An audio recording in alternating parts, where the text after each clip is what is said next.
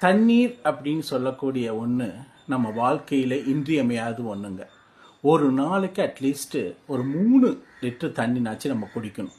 நிறைய பேர் தண்ணி சரியாக குடிக்காதனால தான் அத்தனை வியாதிகளும் பிரச்சனைகளும் உடல்நிலைக்கு வருது. நம்ம சரியான தண்ணி குடிச்சிட்டு இருந்தோம்னா ஒவ்வொரு உறுப்பும் சந்தோஷப்படுங்க. சந்தோஷப்படுறது மட்டும் இல்லாமல் ஆக்சிஜன் கிடைக்கும். அப்படி ஆக்சிஜன் கிடைக்கிறதுனால ஒவ்வொரு உறுப்பும் தன்னை தானே புதுப்பிச்சுக்கும், ஒவ்வொரு செல்லும் புதுப்பிச்சுக்கும், கழிவுகள் வெளியேறும். அப்போ பாடி சுத்தமடையும், அசுத்தங்கள் வெளியேறும். உங்களுடைய பாடி நல்ல ஒரு கண்டிஷனில் இருக்கிறதுக்கு இது ரொம்ப உதவும். ஸோ ஒரு நாளைக்கு 3 லிட்டர் தண்ணியை ஒரு ஜக்கில் ஊற்றி வச்சுட்டு ரெகுலராக குடிக்க விருப்பம் இல்லாதவங்களாக இருந்தால் ஊற்றி வச்சுட்டு அதை கண்டினியூஸாக காலையிலேருந்து சாயந்தரம் வரைக்கும் டைம் கிடைக்கும் போதெல்லாம் குடிங்க.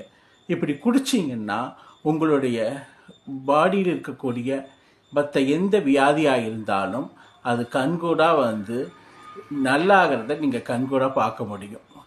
ஒவ்வொரு வியாதிக்கும் ஏதோ ஒரு காரணம் இருக்கும்.